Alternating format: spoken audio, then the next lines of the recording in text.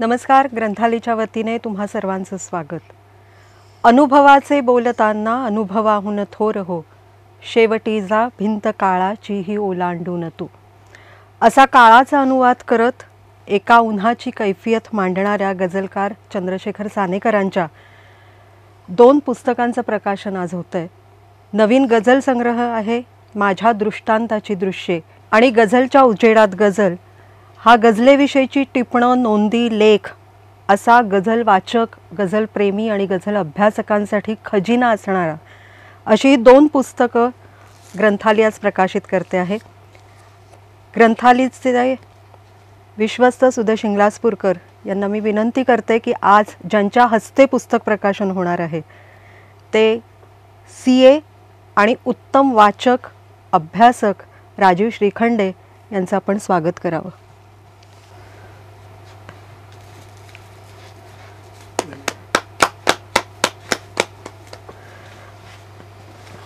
ग्रंथालीचे विश्वस्त धनंजय गांगल यांना विनंती की आपण गझलकार चंद्रशेखर सानेकर यांचंही स्वागत करावं.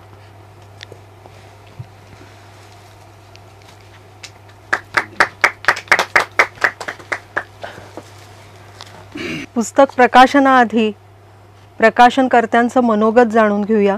मी सुदेशजींना विनंती करते की आपण मनोगत व्यक्त करावं. नमस्कार रसिको, आपणा सर्वांचं स्वागत. आज मिर्झा गालिब यांचा स्मृतिदिन. हे औचित्य साधून चंद्रशेखर सानेकर यांच्या माझ्या दृष्टांताची दृश्ये व गझलांच्या उजेडात गझल या 2 गझल संग्रहांचे प्रकाशन आज आम्ही चंद्रशेखर सानेकर यांचा मित्र आणि ग्रंथालीचाही मित्र राजीव श्रीखंडे याच्या हस्ते हे पुस्तकं प्रकाशित होत आहे. याचा ग्रंथालीचा आनंद होत आहे.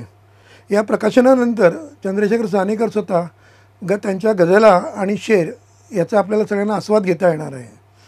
याआधी ग्रंथालयाने एका उन्हाची कैफियत, एका शहराच्या खुंटीवर नभाशी बोलण्यासाठी, माझ्या काळाचा अनुवाद, एक अजब कोलाल हे त्याचे काव्यसंग्रह आम्ही प्रकाशित केलेले आहेत.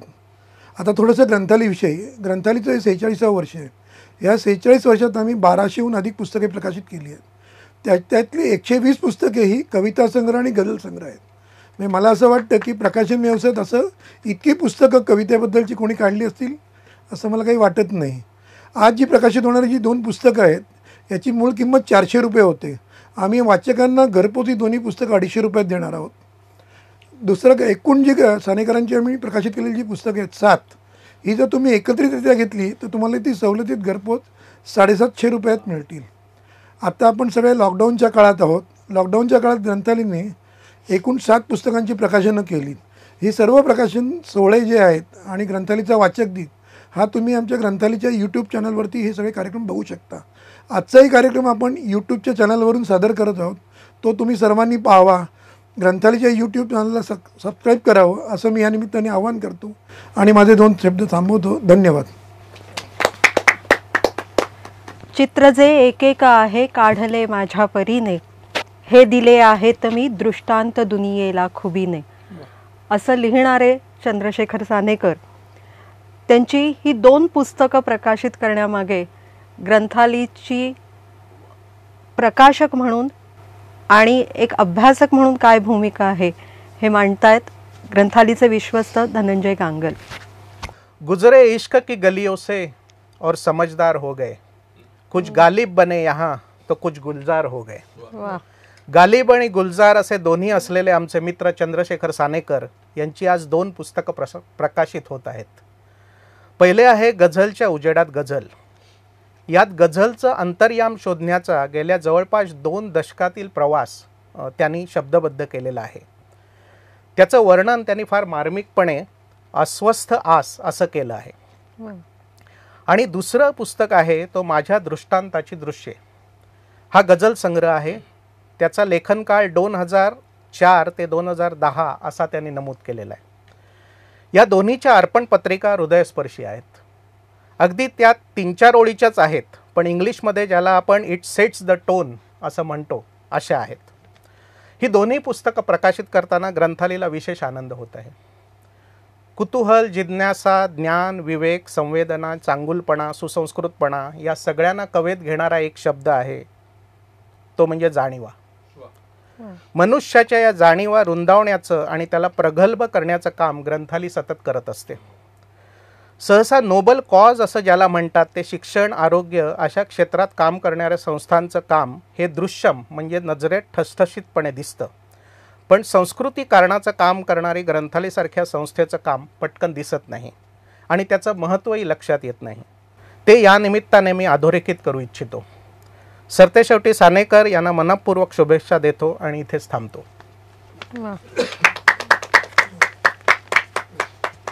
राजीवजींना विनंती आहे की या दोन्ही पुस्तकांचं प्रकाशन आपण करावं आणि या प्रकाशनात अदितीजींनाही विनंती की आपण सहभागी व्हावं.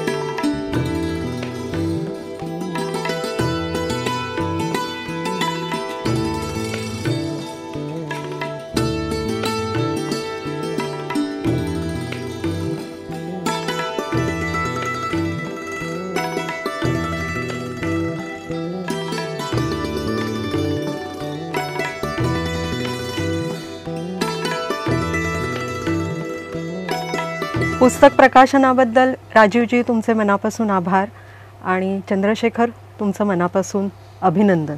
अर्थकारणाच्या क्षेत्रात आपले विचार अत्यंत प्रगल्भपणे मांडणारे आणि त्याच बरोबरीने साहित्यामध्ये किंवा कवितेमधले अर्थ अतिशय भावुकतेने, अतिशय निरलसपणे उलगडणारे, त्याचा आस्वाद घेणारे आमचे मित्र राजीव श्रीखंडे हे श्रीखंडे कन्सल्टन्ट्स या भारतातल्या अत्यंत प्रतिष्ठित अशा कंपनीचे संचालक आहेत. व्यवसायाने चार्टर्ड अकाउंटंट आहेत. वाचनाची प्रचंड आवड, घरी पुस्तकांचा अतिशय मोठा संग्रह, जगन्मित्र असा त्यांचा स्वभाव आहे. उत्तम वाचक, अभ्यासक, भाष्यकार आणि जागतिक वाङ्मय अत्यंत आस्थेने वाचणारा असा वाचक. दादर माटुंगा सांस्कृतिक केंद्राचे खजिनदार अशी त्यांची विविधांगी ओळख आहे. पण आज ग्रंथालीचे आणि चंद्रशेखरचे मित्र या नात्याने अत्यंत अनौपचारिकपणे या प्रकाशनात ते सहभागी झालेत. मी सर्वांच्या वतीने त्यांना विनंती करते की या पुस्तक प्रकाशनाच्या निमित्ताने तुम्ही तुमचं मनोगत व्यक्त करावं. इथे उपस्थित सगळे आहेत, मान्यवरकडे बसलेले आहेत, त्या सगळ्यांना नमस्कार माझा. जेव्हा सुदेशने मला या कार्यक्रमाला याचं आमंत्रण दिलं त्यावेळेला मी त्याला लगेच हो म्हटलं. याची कारणं 3. एक म्हणजे ग्रंथालय ही माझ्या फार जवळची संस्था आहे, त्याच्याबद्दल मला फार आदर आहे, आत्मीयता आहे आणि ते माझ्या एका कुटुंबाचाच भाग असं मी मानतो. म्हणजे इंग्लिशमध्ये याला एक्सटेंडेड फॅमिली म्हणतात सुदेश, तसा मला असं वाटतं. तर अशा वेळेला नाही कसं म्हणणार, हा पहिले भाग.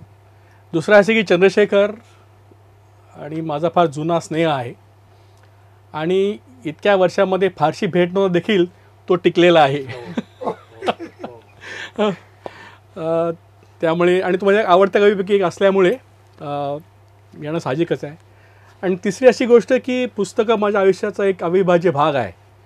त्यामुळे जो काही सन्मान म्हणजे ज्यात पुस्तकाचा भाग आहे त्याला ते जाणं हा माझ्यासाठी अतिशय आनंदाचा योग असतो. तर त्याला नाही कसं म्हणणार. त्यामुळे मी तर लगेच हो म्हटलं आहे. ग्रंथालयाने माझ्याकडे पुस्तकं पाठवून दिली. दोन्ही पुस्तकं आत्ता प्रकाशित झालेली ती मी वाचली आहेत. पण खरं सांगू का, ती खरी जी ती वाचायला पाहिजेत तशी मी वाचू शकलो नाही वेळेच्या अभावी. कारण ते एकदा वाचून संपणारी ती पुस्तकं नाही आहेत. त्याला थोडंसं त्यात जास्ती वेळ खर्च करायला पाहिजे, जास्ती त्यात रमलं पाहिजे. ते मला जमलं नाही आहे. तरीसुद्धा मी ते पुस्तकं वाचून मला जे काय थोड्या ठळक गोष्टी जाणवल्या त्यातल्या ते मी बोलणार आहे, ते मी सांगणार आहे. असं आहे की मी काय कोणी साहित्यिक नाही, माझं साहित्याची डिग्री अशी काही नाही आहे. पण तरीसुद्धा मी साहित्य मला फार जवळचं आहे, पुस्तकं माझ्या फार जवळची आहेत. याचं कारण मी स्वतःला साहित्याचा, म्हणजे जागतिक साहित्याचा, म्हणजे खरं म्हणजे कादंबरी आणि कविता, थोड्याफार कथा, याचा मी स्वतःला एक विद्यार्थी वाचक म्हणून मानत आलेलो आहे. वा. विद्यार्थी वाचकचा अर्थ, आणि नशिबाने गेले 4-4.5 दशकं माझं हे शिक्षण चालू आहे, आणि गेल्या 2 दशकात व्यवसायाचा मोठा व्याप सांभाळून देखील मी हे माझं शिक्षण चालू ठेवू शकलो, ही देवाची कृपाच म्हटली पाहिजे. तर त्यामुळे मला त्याची मला जाणीव अशी आहे की जे मी वाचतो ते मला वाचायची इच्छा अजून मला होणार आहे, होते आहे, मी वाचतो आहे, आत्तापर्यंत वाचू शकलो आहे. त्यामुळे वेगवेगळ्या देशातली, वेगवेगळ्या भाषातली, भाषांतरित का होईना, अशी बरीच चांगली उत्तमोत्तम अतिशय नावाजलेली पुस्तकं मी वाचू शकलो आहे, वाचतो आहे, आणि वाचायची इच्छा आहे पुढे. असं आहे की तुम्ही बघितलं तर लॅटिन अमेरिकेचे सगळे देश, अमेरिका, इंग्लंड आणि रशिया बोलायचंच नाही, पण बाकी सगळे देश आहेत लॅटिन अमेरिकेतले, ते देश आहेत, युरोपमधले सगळे देश आहेत, अगदी युगोस्लाविया, हंगेरीपर्यंत. युगोस्ला तर राहिलाच नाही, तुला माहिती आहे. मध्य पूर्व असेल, आफ्रिका असेल, अगदी चीन आणि आशियाचं टोक म्हणजे जपान, या सगळ्या देशातली उत्तम पुस्तक मी वाचू शकलो, माझं नशीबच आहे. पण यापुढे झालेलं असं आहे की हे मला माहिती आहे की हे जे मी थोडंफार वाचलेलं आहे ते उंजळभर पाणी पण नाही, कारण सगळं अथांग महासागर आहे. पण ह्याने काय झालं की माझ्या इतकी वेगळी पुस्तकं देशातली वाचल्यामुळे माझ्या वाचन संस्कृतीवर त्या काय थोडा परिणाम झालेला आहे. त्या परिणामाच्या आधारानेच एक वाचक म्हणून चंद्रशेखरच्या 2 पुस्तकांविषयी मला काय जे वाटलं ते बोलण्याचा मी प्रयत्न करणार आहे. जमेल की नाही मला माहिती नाही, पण आपण सगळे मला सांभाळून घ्याल याची मला खात्री आहे. चंद्रशेखरची आज प्रकाशित झालेली 2 पुस्तकं जी आहेत, त्या दोघांचा विषय जरी गझल असला तरी पण दोघांची प्रकृती खूप वेगळी आहे, जातकुळी पूर्ण वेगळी आहे. पहिलं जे पुस्तक आहे की गझलच्या उजेडात गझल, हे त्याचं गझलेवरचं गझलाविषयी एक चिंतन आहे. आणि दुसरं जे पुस्तक आहे की माझ्या दृष्टांताची दृश्ये, हा एक गझल संग्रह आहे. आता पहिल्या पुस्तकाशी बोलण्याचं झालं तर ते नुसतं चिंतन नाही आहे, ते मंथन पण आहे, असं मला वाटलं. आणि ते पुस्तकाचं असं जाणवतं की त्यामध्ये चंद्रशेखरचा गझलविषयी वाटल्याचा जिव्हाळा, त्याचं प्रेम, त्याची आस्था, त्याचा अनुभव, त्याचा अभ्यास आणि त्याचा व्यासंग, हे सगळं त्या पुस्तकात दिसतं, जाणवतं ते वाचताना. पण त्याहीपेक्षा जास्ती मला असं वाटतं की त्यात त्याची निष्ठा दिसते. एकदा ऑस्कर वाइल्डनी एकदा असं म्हटलं आहे त्याच्या लेखनाविषयी बोलताना की in the morning I put in a comma and in the evening I took it out. ही जी निष्ठा आहे तीच निष्ठा मला चंद्रशेखरच्या सगळ्या त्याच्या गझलच्या प्रेमाच्या पुस्तकात मला दिसते. निष्ठेशिवाय कुठलीच निर्मिती येऊ शकत नाही, आणि त्यामुळे निष्ठेला निष्ठा ही फार मोठी गोष्ट असे मी मानतो. दुसरी लक्षात ठेवण्यासारखी गोष्ट म्हणजे चंद्रशेखरनी आपली मतं या पुस्तकात अतिशय रोखठोकपणे मांडलेली आहेत.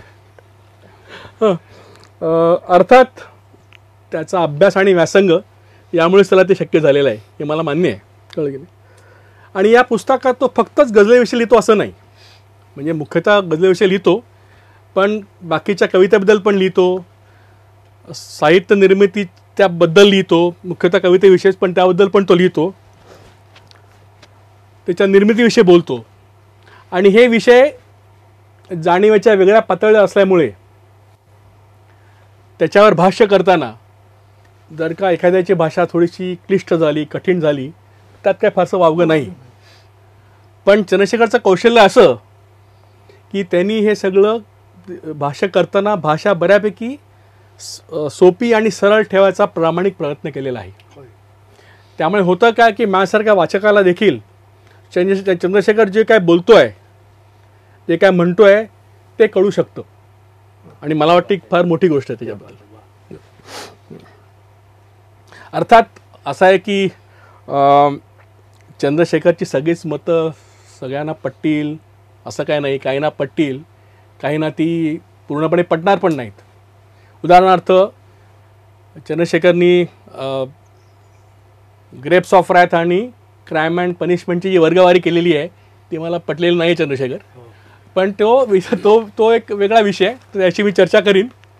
पण त्यांनी जे लिहिलेलं आहे त्यामुळे आपल्याला विचार करायला भाग पडतं, आपल्याला विचार करायला भाग पडतं, आपण विचार करायला लागतो. यामुळे त्या मतामध्ये तेवढं सामर्थ्य आहे असं मला वाटतं. या पुस्तकाचा आणखीन एक विशेष म्हणजे याबद्दल गझल्याविषयी खूप माहिती मिळते. गझल म्हणजे काय, अंदाजे बया, गझलेची प्रवृत्ती आणि निवृत्ती, गझल आणि इतर काव्य प्रकारांतला फरक, त्याची कारणे, गझल आणि कादंबरीची तुलना, विविध गझलकारांच्या नावाजलेल्या गझला, काही गझलकारांविषयी टिपणे, अगदी मराठी कविता क्षेत्रात गझलेचा प्रवास कसा झालेला आहे ह्याच्याबद्दल भाष्य, अशा अनेक भरपूर गोष्टी या पुस्तकात मिळतात. बरं, माहितीला विचारांची आणि विश्लेषणाची जोड मिळाल्यामुळे माहिती नुसती माहिती राहत नाही, ते ज्ञान बनतं. त्यामुळे कसं आहे की चंद्रशेखरने एका अर्थी हे ज्ञान प्रबोधनाचंच काम केलेलं असं म्हणायला पाहिजे. म्हणजे ज्याला गझलेची काहीच माहिती नाही त्याला थोडी माहिती होईल, त्याला थोडं ज्ञान होईल, आणि ज्याला थोडं ज्ञान आहे त्यात भर पडेल असं मला वाटतं हे पुस्तक वाचून. हे सगळं करताना चंद्रशेखरने आणखीन एक गोष्ट साध्य केलेली आहे, ते म्हणजे पुस्तक अतिशय वाचनीय आहे. बरोबर. तसा विषय साधा नाही आहे, कठीण आहे, तरी पण तो चंद्रशेखरने इतका रंजक केलेला आहे की हे पुस्तक एकदा हातात घेतलं की ते सोडवत नाही. या सगळ्या कारणामुळे मला असं वाटतं की हे पुस्तक म्हणजे चंद्रशेखरनी एक पुस्तक जगाला दिलेली एक मोठी देणगीच आहे. चंद्रशेखरचं आजचं प्रकाशित झालेलं दुसरं पुस्तक म्हणजे माझ्या दृष्टांताची दृश्ये, हे त्याचा एक गझल संग्रह आहे.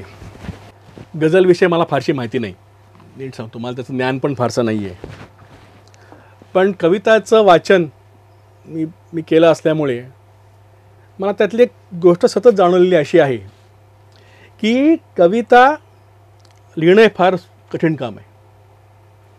कारण मोजक्या शब्दात बऱ्याच गोष्टींच्या मर्यादा पाळून, म्हणजे वृत्त असेल, छंद असेल, मीटर असेल, हे पाळून आपल्याला जे म्हणायचं आहे ते परिणामकारकरित्या म्हणणं ही काही सोपी गोष्ट नाही. दुसरी गोष्ट अशी की वरती रुबायतकडे गेलात किंवा तुम्ही गझलकडे आलात तर त्याला आकाराचं पण बंधन आहे. त्यामुळे त्या बंदिस्त आकारात आपल्याला जे म्हणणं आहे ते नेमकं सांगणं हे म्हणजे एखादं शिवधनुष्य पेलण्यासारखंच आहे. जेव्हा हे पुस्तक मी वाचलं म्हणजे तेव्हा मला असं वाटलं की चंद्रशेखरनी हे शिवधनुष्य बऱ्यापैकी सहरीतीनं पेललेलं आहे असं मला नक्की जाणवलं ते पुस्तक वाचल्यानंतर. दुसरी गोष्ट मला अशी वाटते कविता जाणवलेलं की कविता जरी लिहायला कठीण असली तरी पण ती लक्षात ठेवायला सोपी असते, ती मनात रुजायला सोपी असते. म्हणजे अगदीच तुम्ही महाकाव्य, दीर्घकाव्य ही सोडलीत तर बाकी कविता तुमच्या लक्षात राहू शकते, आवडली की भावली की. ह्याचं बहुतेक कारण त्या कवितेच्या आकारमानाशी असलं पाहिजे असं मला वाटतं. आता देशविदेशाच्या बऱ्याच कविता मी बऱ्याच देशातल्या कविता वाचलेल्या आहेत, कादंबऱ्या वाचलेल्या आहेत. आता त्यात गंमत बघा की जरा मला कोणी विचारलं की तुझी सगळ्यात आवडती कादंबरी कुठली, तर मी क्षणाचा विलंब लावता असं सांगेन की अलेक्झांडर डुमाची the count of Monte Cristo किंवा व्हिक्टोर युगोची ले मिझराबले. त्यात गंमत अशी आहे की काउंट ऑफ मॉन्टे क्रिस्टो 900 पानाची कादंबरी आहे जवळजवळ, आणि ले मिझराबले 1250 पानाची कादंबरी आहे. त्यामुळे त्या कादंबऱ्या किती मनात घर करत राहत असल्या आणि त्या वाचताना आपण किती झपाटलं गेलो होतो हे जरी आठवत असलं तरी तरी त्यातले छोटे छोटे संदर्भ, त्याच्या छोट्या त्याची छोटे त्यातले भाग, तपशील आपल्याला लक्षात राहणं अशक्य आहे. पण तसं तशी गोष्ट कवितेच्या किंवा गझलेच्या बाबतीत नाही, रुबाच्या बाबतीत नाही, हे तरी खरंच आहे. म्हणजे बघा ना, मला आठवतं की चंद्रशेखरनी कित्येक वर्षापूर्वी असेल मला वाटतं, कविता मी गझल खूप वर्षापासून वाचतो आहे, त्यांनी मला एक कविता गझल म्हणून दाखवला होता. आणि तो त्या इतक्या वर्षानंतर मी तो परत कधी फारसा वाचलेला नाही आहे. तरी पण तो त्याचा शेर आहे त्या कवितेचा, त्या गझलेचा, तो माझ्या पक्का ध्यान आहे. तो असं म्हणतो की तू कितीही पाहिजे ती कर चलाखी, शेवटी हा काळ जादूगार आहे. हे माझ्या मनात इतक्या वर्षानंतर पक्का आहे. ते परत मी कधी फारसं वाचलेलं नाही आहे. आता माझ्या आवडत्या ज्या मराठी कवी आहेत, म्हणजे मर्ढेकर असतील, कुसुमाग्रज असतील, बोरकर असतील, विंदा असतील, आरती प्रभू असतील, ह्यांच्या कविता मी खूप वर्षापूर्वी वाचलेल्या आहेत. तरी पण त्या आठवायला तशा सोप्या आहेत, सरळ आहेत. उदाहरणार्थ मर्ढेकरांची या त्यावेळी बघा की तळहाताच्या नाजूक रेषा कुणी वाचाव्या कुणी पुसाव्या, तांबूस निर्मल नखांवरीयन शुभ्र चांदण्या कुणी गोंडाव्या. किंवा बोरकरांची कविता बघा, तरीही नसावे असोनी जगिया, निरालंब छांदिष्ट वाऱ्यापरी, कळावे न कोणा कसा पार झालो, भुलावूस लोकांस पाऱ्यापरी. किंवा विंदांची या ओळी बघा, हव्या हव्याची हाव निवावी, सुके सुके गंगेत नहावे, पुन्हा वाटते तसेच एवले बाळ होऊनी कुशीत यावे. किंवा कुसुमाग्रजांची ही बघा, की अनंत मुची ध्येयासक्ती, अनंत न आशा, किनारा तुला पामराला. किंवा आरती प्रभूंची, केव्हापासून बसते आहे काळोखाची गाठ जीवाला, केव्हापासून जडते आहे शब्दही नाही खंत मनाला. या सगळ्या मला माफ करा, मी माझं पाठांतर दाखवत नाही आहे. मी एवढंच म्हणतोय की या कविता मी 25-30 वर्षापूर्वी वाचलेल्या आहेत. आणि जरी आपल्याला आपल्या 4 वेळी म्हणून तर या कविता मला सगळ्या पूर्ण आठवतात. हे माझं कर्तृत्व नाही, कवींचं कर्तृत्व आहे. कारण असं आहे की मी त्यानंतर त्या 25 वर्षानंतर त्या कविता कधी बघितल्या पण नाहीत, कधी वाचल्या पण नाही आहेत. तरी पण त्या मनात इतक्या अशा रुजलेल्या आहेत, त्या मनात ते घर करून आहेत की ते आठवणं सोपं आहे. किंवा तुम्ही बघितलं तर हे बघा ना की हरिवंशराय बच्चन साहेबांची अब न रही वो पीने वाले, अब न रही वो मधुशाला. या सगळ्या अशा ओळी तुम्हाला लगेच लक्षात राहू शकतात. आणि चंद्रशेखरचा हा गझल संग्रह वाचताना हीच गोष्ट परत अधोरेखित होते असं मला वाटतं की ते एकदा त्या गझला वाचल्या की त्या मनात रुजतात, मनात, आणि त्याला ते सहज लक्षात ठेवण्यासारखं वाटतं, बाकी काही नाही. असं आहे की आपल्या देशातले जे कवी आहेत, म्हणजे मराठी असतील, हिंदी असतील, बाकीच्या भाषेतले असतील. दुसरी असा गोष्ट मला नेहमी जाणवते कविता वाचताना की कविता जाणवण्यासाठी, ती थोडी आत कळण्यासाठी ती शब्दशः कळण्याची जरूर नसते. क्या बात है, क्या बात है, क्या बात है. ग्रेट. कारण असं आहे की जर का आपल्या देशातल्या आपण कविता बघितल्या, मराठीचे आवडते कवी माझे आहेत, हिंदी आहेत, म्हणजे नीरज आहेत, शिवमंगल सिंग सुमन आहेत, रामधारी सिंग दिनकर आहेत, हरिवंशराय बच्चन आहेत, तर आणि आपले मराठी कवी आहेत, त्यांच्या सगळ्या कविता ज्या आहेत त्या या आपल्या मातीशी, आपल्या संस्कृतीचे नाळ जोडलेली आहे. तर त्यातले संदर्भ बऱ्यापैकी कळू शकतात. प्रतिमा कळतं असं नाही, पण संदर्भ कळू शकतात. पण जेव्हा तुम्ही बाहेरच्या देशाच्या कवींच्या कविता तुम्ही जेव्हा वाचता, तर तुम्हाला बऱ्यापैकी संदर्भ आणि कदाचित प्रतिमा पण कळत नाहीत. उदाहरण असं आहे की तुम्ही आपल्याला यीट्स माहिती आहे, विल्यम बटलर यीट्स, ज्याला लोक सर्वश्रेष्ठ कवी म्हणतात, इतका मोठा कवी होता तो, आयरिश. तर त्याच्या पहिल्या ज्या सगळ्या कविता आहेत पहिल्या काळातल्या, त्या सगळ्या, त्यातल्या ज्या प्रतिमा आहेत, त्याचे संदर्भ आहेत, हे सगळे आयरिश मॅथॉलॉजी जोडलेले आहेत. जर तुम्हाला आयरिश मॅथॉलॉजी माहिती नसेल तर तुम्हाला संदर्भ लागत नाही, तुम्हाला त्याच्या प्रतिमा उलगडत नाही, तुम्हाला फारसं कळत नाही. पण तरी देखील मला एक गोष्ट जाणवली आहे की एवढी मोठी उणी असून देखील त्या कविता कुठेतरी जाणवतात, रुजतात, फोफावतात आणि मनात घर करून राहू शकतात. कारण त्या कवितेचा मला वाटतं आशय आणि भाव हे कुठेतरी कळू शकतं. म्हणजे या एवढ्या उणीवाचा त्या कविता जाणवण्यासाठी जी प्रक्रिया असते त्याच्यावर फारसा परिणाम होत नाही, एवढंच मला सांगायचं आहे. आता दुसरं सांगतो, एक झेस्लो मिलोस हा मला अतिशय आवडता कवी, पोलिश कवी आहे. या युगाचा सर्वमान्य फार श्रेष्ठ कवी आहे. त्याला नोबेल पारितोषिक मिळालं 1980 सालचं. अर्थात त्यामुळेच तो ग्रेट होतो असं काय फारसं नाही आहे, कारण नोबेल पारितोषिक काय होतं आपल्याला माहिती आहे, बऱ्याच भलत्या लोकांना मिळालेली आहेत ती, पण 70% तरी ती चांगली योग्य लोकांना मिळाली आहेत. आणि मिलोस त्याचा योग्य हक्कदार आहे हे मी आपल्याला सांगू शकतो. मिलोस असं म्हणतो की I want to know what remains after spurning youth and spring, after spurning crimson lips, pouring out passion in the sultry night, after spurning song and wine's fragrance, and promises and laments, and a diamond dark, and the screech of the girl beyond the pulsing light of the black sun. From life, from the apple sliced by the flaming knife, what seed can be saved? जेव्हा Milos असं म्हणतो तर ही कविता मी बऱ्याचदा वाचलेली आहे. त्याच्या सगळ्या प्रतिमा मला नाही कळलेल्या, अजून कळलेल्या नाही आहेत. काही कळल्यात, काही कळलेल्या नाही आहेत. तरीसुद्धा ही कविता आत कुठेतरी जाणवते, बिलकुल ती रुजते आणि ते मनात घर करून राहते. आणि म्हणून तर आपल्याशी मी 4 त्याच्या ओळी सांगू शकलो आहे, हे तर खरंच आहे. त्यामुळे मला सांगायचं एवढंच आहे की ती कविता जाणवायला कुठल्याही वाचकाला ती शब्दशः कळली पाहिजे काही गरज नसते. आणि चंद्रशेखरच्या बऱ्याच गझलांविषयी मला हा तसा अनुभव आलेला आहे की त्याची प्रत्येक प्रतिमा कळणार नाही, त्याचा प्रत्येक संदर्भ कळणार नाही, तरी पण ती कुठेतरी आत कळू शकते. अर्थात तेवढी ताकद त्यात पाहिजे. बरोबर. प्रत्येक वेळेस अशी कळणार नाही तुम्हाला, पण त्यात तेवढी ताकद पाहिजे तर तुम्हाला ती कळू शकते, जाणू शकते. कळणं थोडासा वेगळा शब्द आहे, पण ती जाणू तरी शकते. त्यातला आशय, त्याचा भाव ते थोडासा कळू शकतो, असं कळल्यासारखं वाटू शकतं. हा त्यातला खरा भाग आहे कळत असेल तर.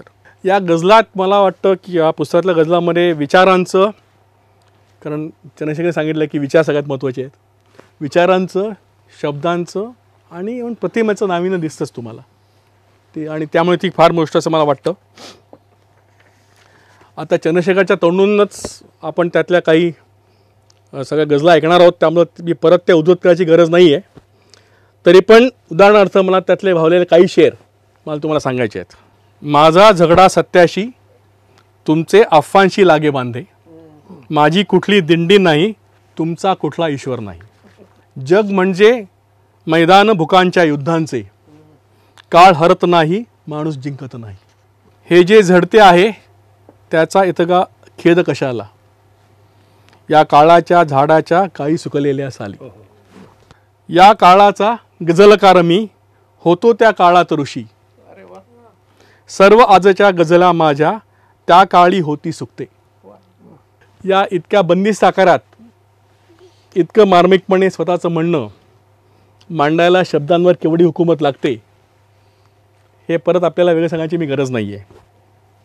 शेवटी प्रत्येक कलाकृतीला मांडणी आणि सादरीकरण लागतंच, त्याला महत्त्व असतंच. आणि चंद्रशेखरची गझल तो त्याच्या खास शैलीत सांगतो.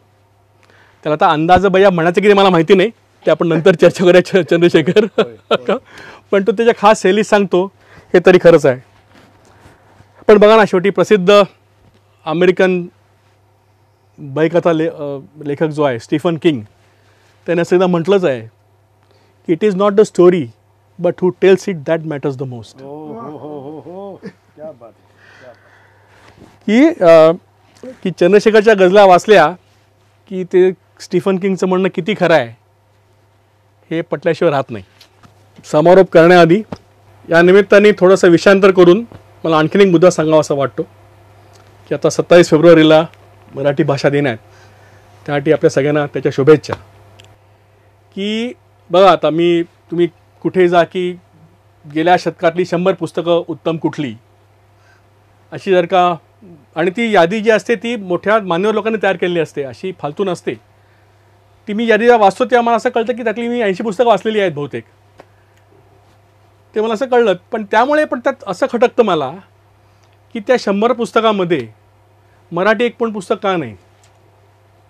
आणि मी ती पुस्तकं वाचल्यामुळे मी सांगू शकतो की मराठीत देखील फार ताकदीची, म्हणजे मराठी साहित्याचं बाकी जगा साहित्याचं त्याचं तौलनिक त्याचं काय आहे ते आपल्याला बघायचं गरज नाही आहे की त्याचं म्हणजे काय म्हणतात त्याला तुलनेने कुठे कमी आहे जास्ती आहे हा विषय नाही आहे. पण मी हे सांगू शकतो कारण मी ते वाचले असल्यामुळे की मराठीत फार मोठ्या ताकदीची काहीतरी पुस्तकं तयार झालेली आहेत. आणि माझा इंडिव्हिज्युअल चॉईस आहे, म्हणजे माझा स्वतःचा आहे ते. तर मी आपल्याला सांगू शकतो की या 100 पुस्तकामध्ये रणांगण का नाही बेडेकरांचं, लक्ष्मीबाई टिळकांचं स्मृतिचित्र का नाही, हरिभाऊ आपट्यांचं त्यांचं लेखक जरी बऱ्यापैकी सरळ असलं तरी पण वज्राघात सारखं त्यांनी पुस्तक लिहिलं ते का नाही, किंवा रवादिगांचं सराई ते का नाही. ही 4-5 पुस्तकं ही आलीच पाहिजे माझं मत आहे. आणि ते कुठेच नसतात हे अतिशय असे विषादाची गोष्ट आहे. त्यामुळे मला असं वाटतं की आपण कुठेतरी कमी पडत असलो पाहिजे मला वाटतं. पण त्यासाठी मला एवढं सांगायचं वाटतं की आपल्याकडे पण खूप ताकदीची पुस्तकं निर्माण झाली आहेत आणि अजूनही झाली असतील. ययाती आहे खांडेकरांचं, ते पण फार ताकदीचं पुस्तक आहे. तर हे माझं आणि हे माझं स्वतःचं म्हणणं आहे. पण बाकीचे आणखीन पुस्तकं असतील, पण ही पुस्तकं पण तिकडे आली पाहिजेत हे तर खरंच आहे. तुम्ही जर का गुगलवरती गेलात आणि तुम्ही बघितले की द वर्ल्ड्स ओल्ड एपिक्स, त्यात रामायणाचं नाव का नाही आहे, ते आलंच पाहिजे. मला रामायण तर मला जास्ती वाटतं महाभारतापेक्षा. ते फार वेगळ्या पातळीचं पुस्तक आहे. इट इज ते खरंच ते मला ते जास्ती आवडतं महाभारतापेक्षा, जास्ती भावलेलं पुस्तक आहे मला. ते का नाही आहे, ते ओल्डेस्ट एपिक कुठलं तरी दुसरं नाव दिलेलं आहे. तर रामायण तर ते स्वतःच गुगल म्हणतं की ते 6000 वर्षापूर्वीचं आहे.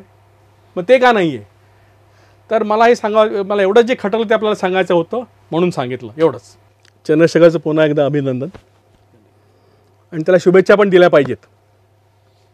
पण कुणीतरी असं म्हणून ठेवलं आहे, मला नक्की आठवत नाही, तो जेम्स जॉयस असेल किंवा विल्यम फॉकनर असेल किंवा फर्नांडो पेसो असेल, नक्की मला आठवण. त्याने असं म्हणून टाकलं आहे की masterpiece is artist funeral. मग आता चंद्रशेखरला शुभेच्छा काय द्यायच्या. तर त्यासाठी मला वाटतं माझ्या आवडत्या मिलोजचाच मला परत आधार घ्यावा असं वाटतो. मगाशी माझ्या कवितेला आपल्याला ज्या मी 4 ओळी म्हणून दाखवल्या, त्याच्या शेवटी मिलोजनी माणसाच्या जीवनाचं सार सांगायचा प्रयत्न केला आहे. मी सगळं सोडून द्याल्यानंतर, सगळं दूर केल्यानंतर शेवटी अखेरीस माणसाच्या हाती काय उरतं, काय राहतं, त्याने सांगायचा त्याच्यापर्यंत प्रयत्न केला आहे. तर तो असं म्हणतो, my son, believe in me, nothing remains except the toil of man in his prime, the line of fate on the palm, nothing more, so only toil. त्या मिलोजच्या या सत्याच्या आधाराने मी चंद्रशेखरला अशा शुभेच्छा देतो की गझल या देशातलं किंवा प्रांतातलं त्याचं हे टॉईल आहे, त्याचे कष्ट आहेत, ते असेच अव्याहत अविरत निरंतर चालत राहोत. त्याला त्याच्या नवीन वाटा मिळवत, त्याला त्यातले नवीन प्रदेश सापडवत आणि त्याची ओळख व्हावी म्हणून त्याच्या गझला आपल्याकडे सतत येत राहोत. शेवटी चंद्रशेखरसारख्या हाडाच्या आणि निस्सीम कवीला आणखीन आपण शुभेच्छा काय देणार. लेखक आणि कवी आणि वाचक यांच्यातलं शब्दांमुळे आणि शब्दांद्वारे झालेलं नातं जे असतं, घडलेलं नातं असतं, ते खरं शब्दातीत असतं. या नात्याला एवढा मान देऊन ग्रंथालयाने मला इथे बोलवलं. मला माझ्या आवडत्या कवीची, मित्राची 2 पुस्तकं प्रसिद्ध करण्याची आणि त्याबद्दल ते बोलण्याची संधी दिली. त्याबद्दल सुदेश, धनंजय, धनश्री आणि समस्त ग्रंथालय परिवार यांचे मनपूर्वक आभार.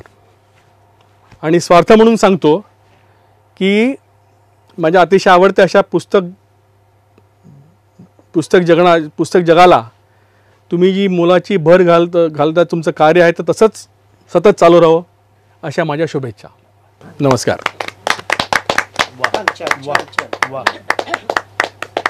थँक्यू. राजीवजी धन्यवाद. शेखर म्हणतात तसं की सगळ्यांना जाणवली आहे काळाची भन्नाट मुसंडी, एवढेच दिसते की सध्या ही दुनिया भानावर नाही. असं लिहिणाऱ्या सानेकरांच्या लिखाणाचं मर्म, त्याचं महत्त्व तुम्ही उलगडून दाखवलं. पण त्याबरोबरच वाचक म्हणून रियाज कसा असावा याचा एक उत्तम वस्तुपाठ तुमच्या मनोगतातून आम्हाला मिळाला. आणि ग्रंथालीसारख्या वाचक चळवळ निर्माण करणाऱ्या, चालवणाऱ्या आणि वाचन संस्कृती रुजवणाऱ्या या व्यासपीठावरून हे मनोगत तुम्ही मांडलं, त्याचा विशेष आनंद आहे. मनापासून धन्यवाद. सानेकरांची कविता, त्यांची गझल ही सार्वकालिक आहे. त्यात शब्दांचा फुलोरा नाही, पण अर्थाचा अर्क त्यात भरलेला आहे. त्यांच्या सगळ्याच लिखाणात एक विलक्षण आर्तता आहे, इंटेन्सिटी आहे. आणि हे लिखाण चला लिहून टाकू या सदरातलं नाही, तर त्यातला एक एक शेर त्याच्यात आर्तता आहे, भावनिक गुंतवणूक आहे. आणि ही जी भावनिक गुंतवणूक, इमोशनल इन्व्हेस्टमेंट आहे, ती करण्यासाठी लिखाणातलं सातत्य राखणारा असा हा गझलकार आहे. त्या गझलकाराचं मनोगत खरं तर प्रकाशन पुस्तकाचं झाल्यानंतर लगेच व्यक्त व्हायला हवं, पण आपल्याला विस्तृतपणे सानेकरांना ऐकायचं आहे, त्यांच्या गझल ऐकायच्या आहेत, शेर ऐकायचे आहेत. त्यामुळे सर्वांच्या वतीने मी त्यांना विनंती करते की या नंतरचा भाग हा तुमच्या विस्तृत मनोगताचा असावा.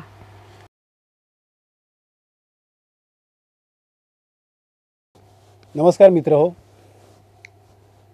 ग्रंथाली प्रकाशनाकडून आज माझी दोन पुस्तकं प्रकाशित झाली आहेत. गझलच्या उजेडात गझल, आणखीन माझ्या दृष्टांताची दृश्ये हा गझल संग्रह याच्या आधी 5 ग्रंथालयाने प्रकाशित केलेले आहेत.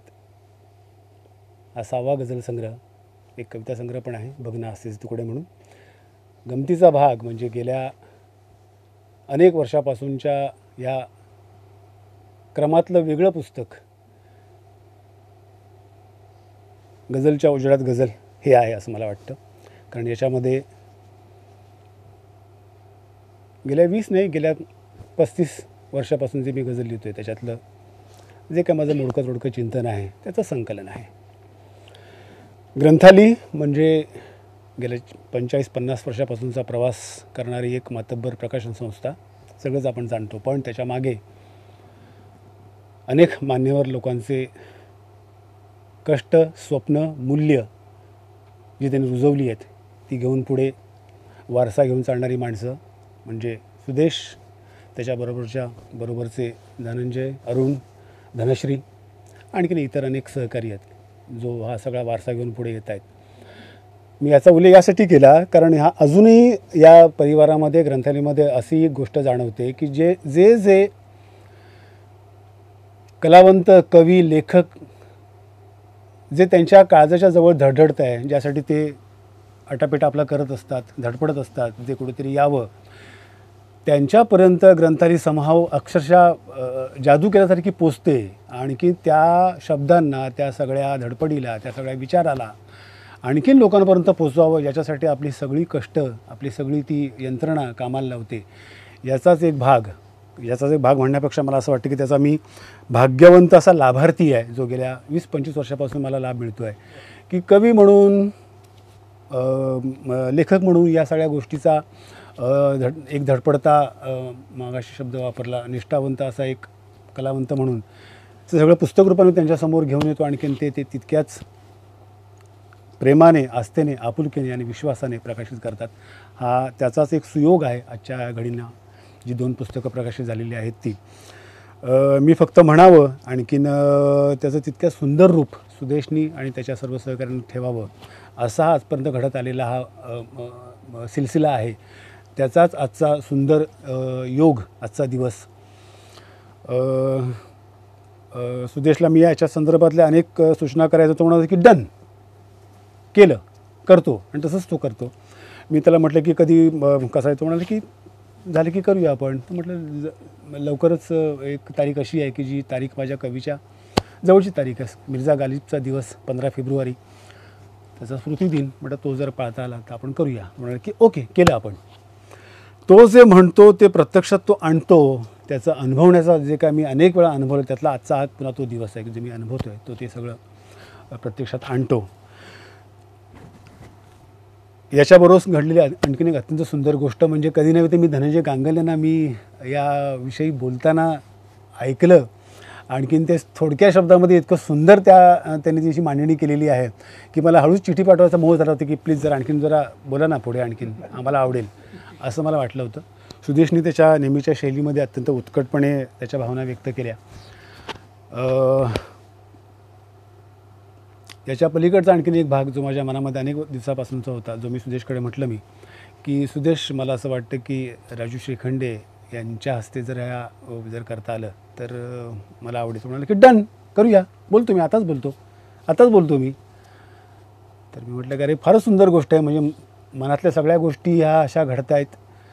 हे मी याचा उल्लेख यासाठी करतो आहे कारण त्याच्या मागचा जो कालखंड गेला जो सगळ्यांच्या परिचयाचा आहे. सुदेशच्या मनामध्ये नाही की काय असं मला वाटलं होतं, पण सुदेश ज्या पद्धतीने सगळ्या कामाला लागला तर तो सगळं ह्या पुस्तक आपल्याला करायचे आहेत हे सगळं जाणून होतो आणि त्यांनी सगळ्या या गोष्टी कृतिशीलपणे पुढे आणल्या. राजीवनी मग ते म्हणाले की अरे ते येणार आहेत, ते करणार आहेत, त्यांच्या हस्ते आपण करतो आहे. म्हटले क्या बात है. राजीवजी या सगळ्या कार्यक्रमात राहणार आहेत. सुदेशनी त्यांना मान्य करवलं, तेही सहर्ष तयार झाले.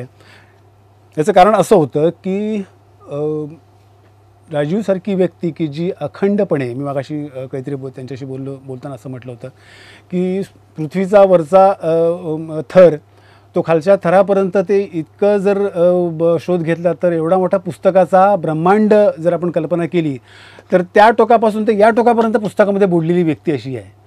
वाङ्मय आणि पुस्तक वाचन संस्कृती याच्यामध्ये बुडालेली इतकी व्यक्ती, तिने बोलावं, तिने यावं, तिच्या साक्षीने, तिच्या हस्ते या पुस्तकाचं अशी माझी इच्छा होती. कारण नाही म्हटलं तरी एका अर्थाने मी पण पुस्तकांच्या विश्वातला, कवितेच्या विश्वातला, वाङ्मयाच्या विश्वातला अशी जी व्यक्ती, मग अशी मला सुचलं होतं की आम्ही सगळे लिहितो, कविता लिहितो, काय कथा लिहितो, कादंबरी लिहितो. राजू श्रीखंडे यांच्याबद्दल एवढंच फक्त आहे की ते फक्त लिहित नाही ना, तेही कादंबरीकार आणि कथाकार आणि कवी आहेतच, पण ते लिहित नाही आहेत, ते एवढाच फरक आहे. कारण ते ज्या उत्कटतेने बोलतात ते हे लिहित काय नाहीत मग असं वाटतं बऱ्याच वेळेला. आजच्या घडीला तर असं आहे की ते न लिहिणारे कवी, न लिहिणारे कादंबरीकार, न लिहिणारे कथाकार आहेत, फक्त ते लिहित नाही आहेत, एवढाच भाग आहे तो. आनंदाची गोष्ट अशी आहे आणखीनसुद्धा जी अत्यंत काय म्हणतात की मला ती ईश्वरी कृपा अशी म्हणायला हरकत नाही आहे. सगळ्या सुदेशनी ज्या प्रेमाने सगळं त्यांनी हे जुळवलेलं आहे. राजू श्रीखंडे यांच्याबरोबर श्रीमती राजू श्रीखंडे त्या पण त्यांच्याबरोबर आहेत आणि त्यांच्या हस्ते त्यांचा हात लागला या पुस्तकाच्या प्रकाशनाला, ह्याची मला अत्यंत प्रचंड म्हणून समाधान आहे. आपल्या हिंदू संस्कृतीमध्ये एक ते शब्द आहेतच, लक्ष्मीनारायणाचा जोडा. सोबतीने पुस्तकाचं प्रकाशन झालेलं आहे, हा जुळून आलेला भाग्ययोग आहे असं मला वाटतं. त्याचा मला विशेष आनंद आहे. हा सगळा सिलसिला काही न ठरवता, काही न विचार करता आपोआप जुळून आला. याचा अर्थ मी मगाशी म्हटलेलं होतं, मगाशी काय सुदेश कधी माझी पुस्तकं काढणार, खूप दिवस झाले वगैरे. मला असं वाटतं की सुदेशच्या मनामध्ये ही पुस्तकं आपण लवकरात लवकर खूप सुंदर करणार आहोत, हे त्याच्या मनामध्ये होतं. त्याच्या मनामध्ये तसं नसतं, तितके सुंदर योग जुळून आले नसते असं मला वाटतं. ते सगळे जुळून आलेले आहेत. पुस्तकाच्या विषयी मी बोलावं असं सगळा त्या मगाशी अस्मिता आणखीन सुदेश म्हणत होता. जागतिक वाङ्मयाच्या संदर्भामध्ये मगाशी राजीवजीने सगळं सांगितलेलं आहे आणि या पुस्तकाचा आढावा घेतलेला आहे. या धनंजय यांनी पण तो आढावा घेतला थोडक्या शब्दामध्ये. मला खूप बरंही वाटलं आणि आतल्यात मी असा मूक आणि मौनही झालो. यासाठी झालो की म्हटलं तर नेहमीच्याप्रमाणे गझल संग्रह, कविता आहेत या, पण त्याचं विवेचन करताना, त्याच्याविषयी बोलताना या अभ्यासू त्या क्षेत्रामधल्या माणसांना कुठेतरी जागतिक वाङ्मयाचा संदर्भ घ्यावासा वाटला आणि तो इथे मांडायचा वाटला. ही माझ्यासाठी इथे खूप कौतुकाची गोष्ट आहे, अभिमानाची गोष्ट आहे माझ्यासाठी की त्यांना या संदर्भात असं काहीतरी बोलावंसं वाटलं, सांगावंसं वाटलं. आपली कुठे धडपड ही बरोबर आहे की चूक हे नाही, हे म्हणत नाही मी, पण ती कुठल्या तरी एका बऱ्या दिशेने चाललेली आहे याचा पुन्हा एकदा मला इथे एक प्रत्यय आला. मी माझ्या कवितेविषयी किंवा याच्याविषयी बोलणं मला बऱ्याच वेळा असं वाटतं की ते करू नये. मी माझं काम करून मोकळा झालेलो आहे. गझलच्या विषयीचं 30-35 वर्षाचं चिंतन जे मी मित्रांकडे बडबड करायचो, बोलायचो, नंतर मला लक्षात असं आलं की हे बडबडणं ठीक आहे, बरोबर असे चूक असेल, पण मला वाटतं कुठेतरी आपण हे टिपून ठेवूया. आपण जर कधी वाटलं आपल्याला की ह्याच्यामध्ये काहीतरी तथ्य आहे तर आपण ह्याचं काहीतरी पुढे करू. तथ्य आहे असेल नसेल, पण निदान एका मुद्द्यापर्यंत आपण ही गोष्ट आणून सोडू, सांगू बाबा की मला इतकं दिसलं, मला इतकं जाणवलं, ते मी सांगितलेलं आहे. हे चूक असेल उत्तम, हे ट्रॅश असेल उत्तम, हे फालतू आहे उत्तम, फेकून द्या आताच्या आता. मग ह्याच्या पुढचं कोणीतरी सांगायचा प्रयत्न करा, ह्याचं पुढचं कोणीतरी सांगायची धडपड करा, ह्याचं पुढचं कोणीतरी सांगा. गझलचं एक आकृतीबंध आहे 2 आणि 2 4. मला कधीच वाटलं नाही की 2 आणि 2 4. मला कायम वाटत आलेलं आहे की 2 आणि 2 7 म्हणजे गझल. ती कशी, जर मला उद्या कोणी पकडलं, माझी कॉलर पकडली, 2 आणि 2 7 म्हणजे कशी, तर मला सांगता आलं पाहिजे. ते सांगणं जे मी सांगेन ते पटेल न पटेल, आवडेल न आवडेल, माझं काहीच म्हणणं नाही आहे. पण माझं म्हणून काय असेल की नाही चिंतन, माझं म्हणून काय विचार असेल की नाही, माझं म्हणून काहीतरी असेल की नाही. म्हणजे अल्ला मैंने दिया 4 आना असं म्हणजे म्हणतात की देवाने मला दिलेलं आहे, पण त्यात माझी काहीतरी भर असली पाहिजे. ती कुठे आहे, ती कुठे आहे. आणि जर इतक्या काळापर्यंत जर मला जर काय जाणवत नसेल, जर मला सांगता येत नसेल, बोलता येत नसेल, तर मी खरंच एका बाजूला मी खूप भाबडा तरी असेल, मी खूपच भाबडा, किंवा मी खूप मोठा चिटर तरी असेल. मी काहीतरी फसवणूक करतो आहे. लोकांची फसवणूक केली तर ती 2 मिनिटामध्ये कळेल, 2 दिवसामध्ये कळेल. माझी केली तर त्याचं काय. मला असं वाटतं की ह्या सगळ्या गोष्टींची उत्तरं शोधताना कुठेतरी ते जे काय लिखाण झालं, जे मी टिपलं, त्याचं संकलन एकत्र झालं आणि त्याच्यातनं गझलच्या उजेडात गझल हे पुस्तक जन्माला आलेलं आहे. त्यातल्या अनेक गोष्टी या मी तेव्हा बडबडत होतो, त्यातल्याच या सगळ्या गोष्टी आहेत. म्हणजे पु ल देशपांडेंनी म्हटलं होतं की त्याच्यामध्ये गझल हे एक वृत्तनैतिक वृत्ती आहे, त्याच्यामध्ये एक सूक्ष्म निवृत्ती आहे. ओके, सुंदर, फार छान. मला वाटलं नाही, त्याच्या पुढे आणखीन बरंचसं काहीतरी आहे, ते विश्व मला दिसतंय, ते ब्रह्मांड मला दिसतंय. पण म्हटलं केवळ पु ल देशपांडे आहेत म्हणून कदाचित कोणी डेअरिंग करणार नाही म्हणण्याचं. त्यांनी म्हटलं म्हणजे लास्ट वर्ड. मी म्हटलं की मला याच्या पुढे काहीतरी जाणवते, मला काहीतरी दिसतंय, मला दिसतंय. आणि म्हणण्याचं कारण फक्त एवढंच आहे की मी गझल लिहितो म्हणून नव्हे, मी गझल बरोबर की चूक लिहितो म्हणून नव्हे, मी या गझलसाठी प्रचंड दगड फोडलेले आहेत. मी खूप दिवस माझं रक्त आटवलेलं आहे. त्या आठवल्या ह्याच्या जे आठवलं त्याच्यावरती निदान मी काहीतरी माझं म्हणणं मांडू शकतो. तुम्ही ते दुसऱ्या क्षणी डिस्कार्ड करा, माझं काही म्हणणं नाही, पण मला बोलू तर द्या. आजच्या घडीला गझलच्या विषयी कोणीही एक तुम्ही वाक्य राजूजी म्हणाले होते की त्यांनी ते रोखठोक म्हटलेलं आहे. मला ती भाषा मुळीच आवडली नाही की असे असावे, असे वाटते बरे, असे असावे, असे आपण कल्पूया, अशी आपण कल्पना करूया, असं आपण धरू शकतो. मला भाषा ती अजिबात आवडली नाही. मी म्हटलं हे मी असं नाही तर असं बोलणार. फार तर काय होईल, चूक, हे आम्हाला पटलं नाही. एकदम बरोबर आहे तुम्ही, तरी पण दुसऱ्या बाजूने माझाच विजय होणार आहे. चूक आहे, एकदम बरोबर आहे. मग बरोबर काय, ही जबाबदारी तुमच्यावरती पडते. तुम्हाला मला चूक म्हणणं हा एवढा भाग महत्त्वाचा नाही आहे. मी चूक आहे हे सांगण्यासाठी तुम्हाला काहीतरी बोलावं लागेल. मग तिथे तुम्हाला बाप दाखवा, नाहीतर श्राद्ध करा. मी माझा बाप दाखवतोच आहे. मी ह्या सगळ्या ह्याच्यातनं मला कोणीही उद्या चूक म्हणू शकेल, माझी कॉलर पुन्हा पकडेल, हे मला माहीत आहे. ही रिस्क घेऊन मी बोललेलो आहे. पण मग आजच्या घडीला मला असं वाटतं की हे बोललं गेलं पाहिजे होतं. गेल्या 30-35 वर्षामध्ये भटांच्या नंतरच्या गझलेच्या ह्या कालखंडामध्ये 40-50-55 वर्ष झाली असतील, कोणी म्हटलेलं नाही आहे, कोणीही बोलत नाही आहे, कोणी सांगत नाही की मी गझल लिहितो आहे पण मी काय करतो आहे, माझं चूक बरोबर करेक्ट असेल नसेल वगैरे. कारण एका बाजूला मराठीचा खूप मोठा प्रवाह चाललेला आहे, दुसऱ्या बाजूला तितका गझलचा प्रवाह चाललेला आहे. ही गोष्ट काय आहे, म्हणजे वरून पडते का अशी गझल आणि आम्ही घेऊन येतो. कोणतरी जिवंत माणूस, आमच्यासारखा जगणारा माणूस, कवी हे सगळं लिहितो आहे, तर काहीतरी त्याच्यामागे असेल ना प्रक्रिया, काहीतरी ते म्हणणं असेल ना की का आहे.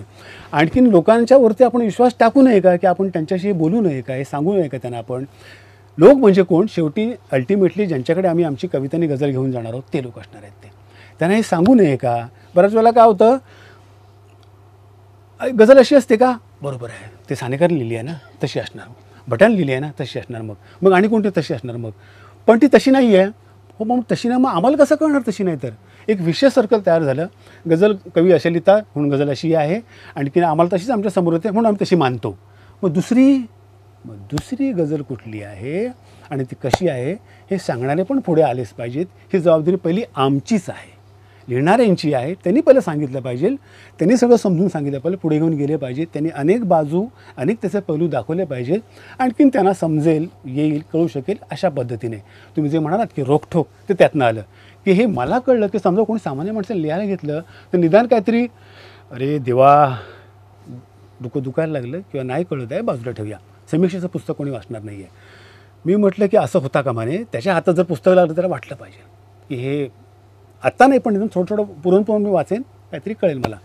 शेवटी गझलच्या विषयी इतकं तुम्ही म्हणता सानेकर ते लिहून दाखवा. म्हटलं आपण ते आत्तापर्यंत केलं, गझला पण लिहिल्या, लिहून दाखवल्या, पण मग ते हे असं का आहे याच्याविषयी जर सांगण्याची वेळ आली, सांगण्याची वेळ ती माझ्यावर रोज अशी अर्थाने येते, म्हणजे रात्री अनेक वेळा मी झोपेतनं दचकून उठलेलो आहे. बोल गझल म्हणजे काय असं मला उगाचच वाटतं, कोणती माझी कॉलर पकडलेली आहे आणि मला विचारते बोल गझल म्हणजे काय, कारण मधल्या काळामध्ये असा एक कालखंड येऊन गेलेला होता. नाही ते ठीक आहे हो सानेकर, पण ते गझल म्हणजे काय तुम्हाला सांगता येईल का? आईला म्हटलं हे बरोबरच आहे, चूक काय त्याचं? मी एका मिनटात काय सांगणार नाही, पण नंतर काय 1-5 मिनटं बोल तरी, आम्हाला कळू तरी दे. असं आलं तर काय करायचं? याच्यातनं सगळा हा प्रपंच, हे सगळी जे का मी भाकऱ्या भाजलेल्या आहेत त्या खापरावरती असतील आणि कशावरती असतील त्या गोळा झालेल्या आहेत. आणि शेवटी असं वाटलं की एकतर गंगेत सोडून देऊ शकतो किंवा लोकांच्या समोर जाऊया आपण.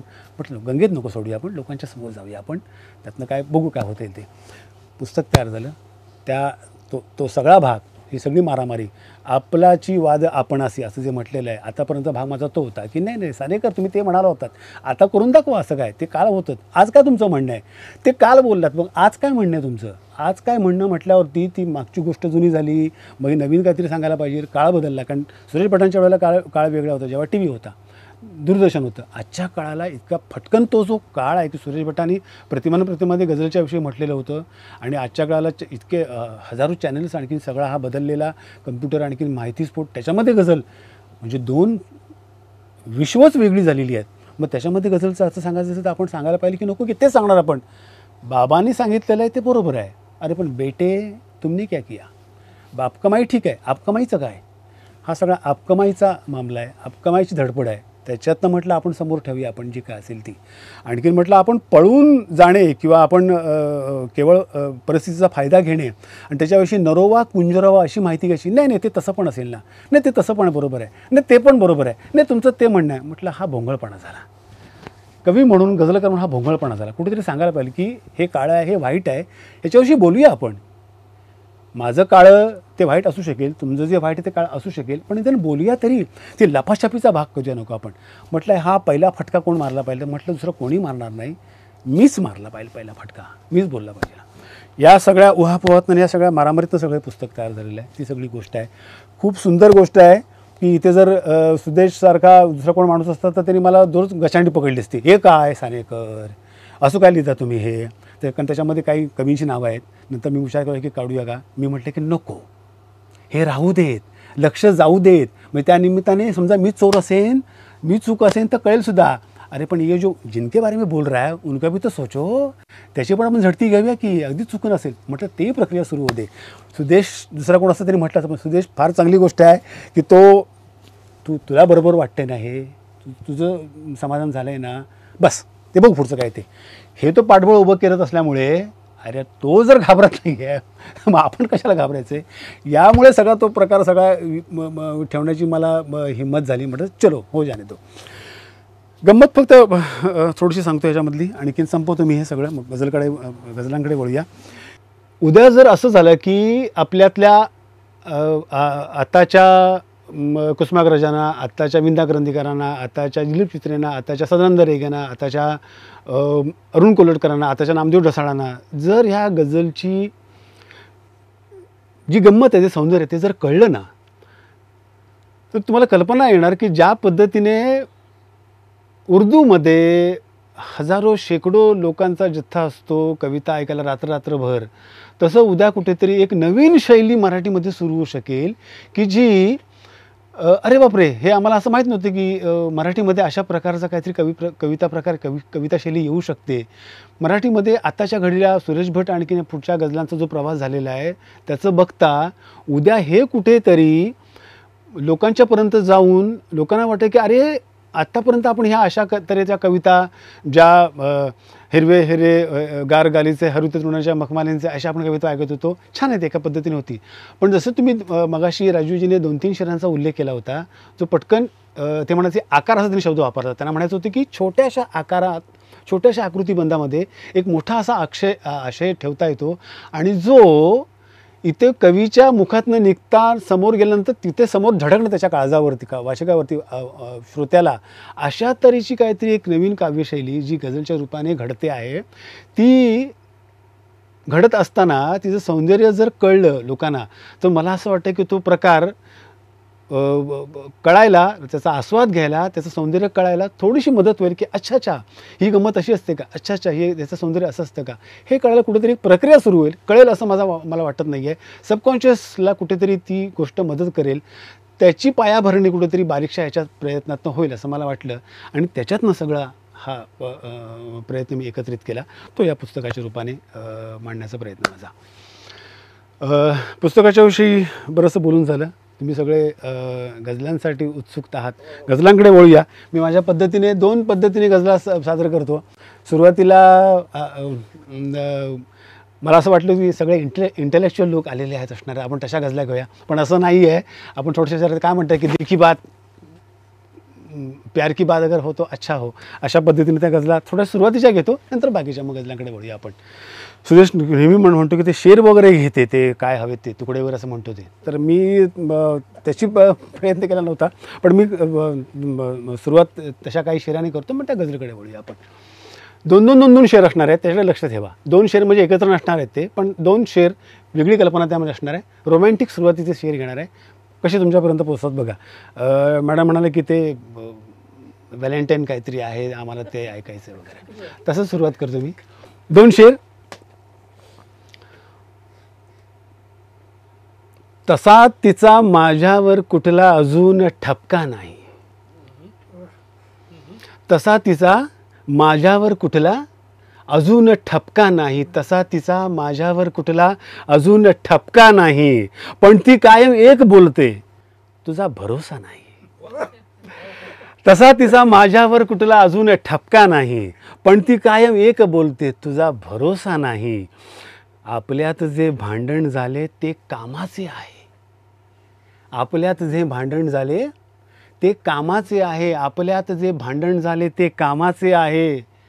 जवळ यायला सध्या कुठला दुसरा मुद्दा नाही, आपल्यात जे भांडण झाले ते कामाचे आहे, जवळ यायला सध्या कुठला दुसरा मुद्दा नाही.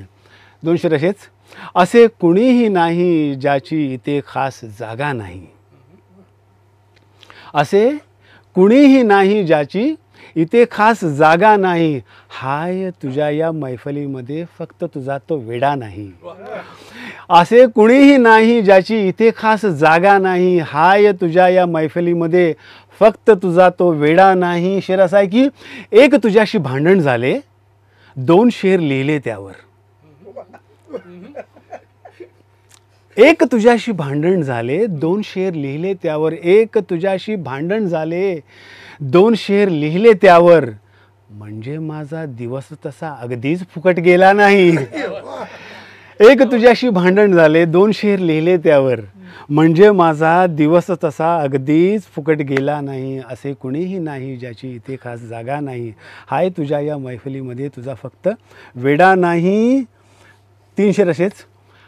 पाठ कधी आरशाकडे तू फिरवून बघ, पाठ कधी तू आरशाकडे फिरवून बघ, पाठ कधी आरशाकडे तू फिरवून बघ, माझ्या नजरेलाच आरसा बनवून बघ. पाठ कधी आरशाकडे तू फिरवून बघ, माझ्या नजरेलाच आरसा बनवून बघ. झाले मजला पाठ तुझे सारे चकवे, झाले मजला पाठ तुझे सारे चकवे, आता एकदा हाती माझ्या लागून बघ. झाले मजला पाठ तुझे सारे चकवे, आता एकदा हाती माझ्या लागून बघ. कंटाळा जाईल तुझाई माझाई. धनंजय, कंटाळा जाईल तुझाई माझाई, कंटाळा जाईल तुझाई माझाई, रीत मला तू वापरण्याची बदलून बघ. कंटाळा जाईल तुझाही माझाही, रीत मला तू वापरण्याची बदलून बघ, पाठ कधी आरशाकडे तू फिरवून बघ. जुन्या काळातली प्रेमाच्या गोष्टी असू शकतील. अलीकडच्या काळामध्ये गझलकार जर प्रेमाच्या काही गोष्टी बघत असेल तर कशा पद्धतीने बघेल. शेर बारीक बारीक शेर आहेत, सगळे वेगवेगळे शेर आहेत, ते प्रेमाचे सगळे शेर आहेत, तुमच्यापर्यंत कसे पोचतील बघा. तुझी कंपने वाट पुसत येणार तुझी, तुझी कंपने वाट पुसत येणार तुझी, तोवर कशास छेडावी मी तार तुझी. तुझी कंपने वाट पुसत येणार तुझी, तोवर कशास छेडावी मी तार तुझी. अनेक वेळा तुला असेही मिस केले, अनेक वेळा तुला असेही मिस केले, अनेक वेळा तुला असेही मिस केले, किती दिवस दिसलेली नाही कार तुझी. अनेक वेळा तुला असेही मिस केले, किती दिवस दिसलेली नाही कार तुझी. तुझी कंपने वाट पुसत येणार तुझी, तोवर कशास छेडावी मी तार तुझी. रंग उदासीचा माझ्या होता तसला, रंग उदासीचा माझ्या होता तसला, रंग उदासीचा माझ्या होता तसला, त्या रंगाची होती बघ सलवार तुझी.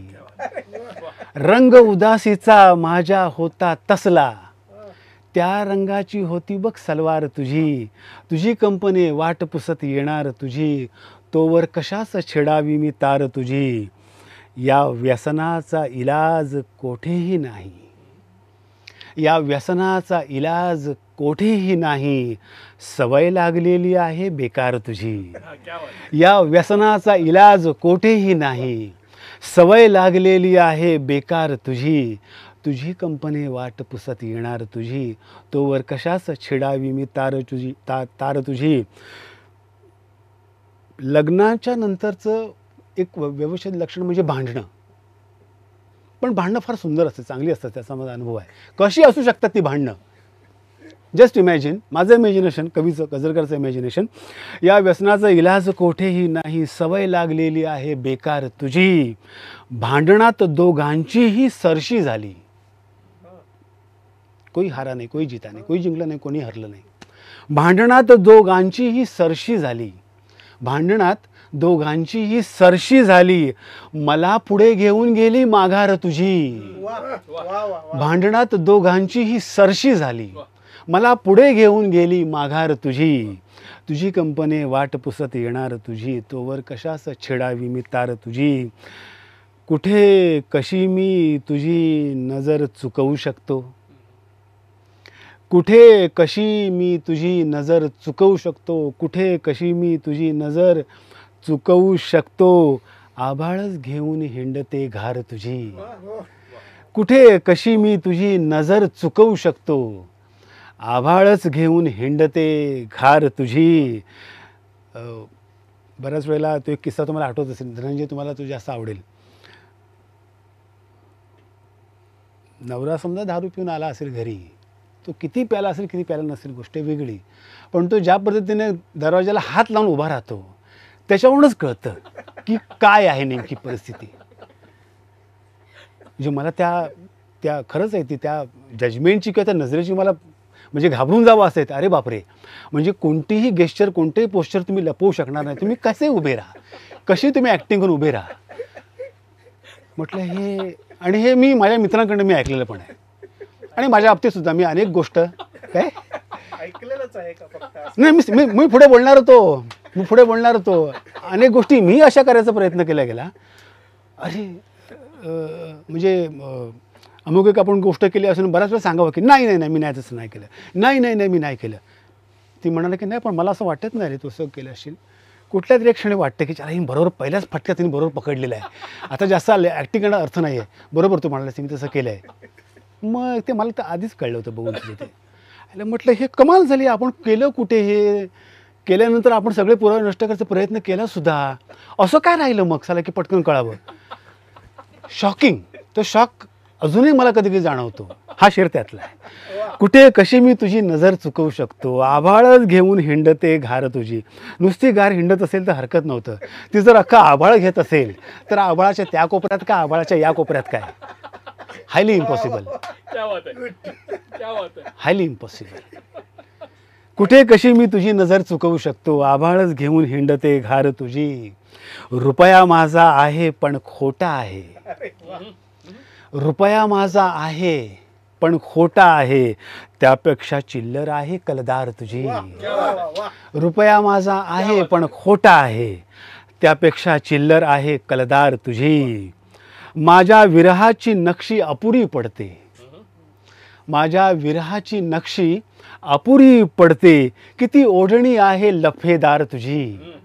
माझ्या विरहाची नक्षी अपुरी पडते, किती ओढणी आहे लफेदार तुझी. मला शहाऱ्याचा अंगरखा देते ती. बारीक शेर आहे, समजणे की कोशिश करो.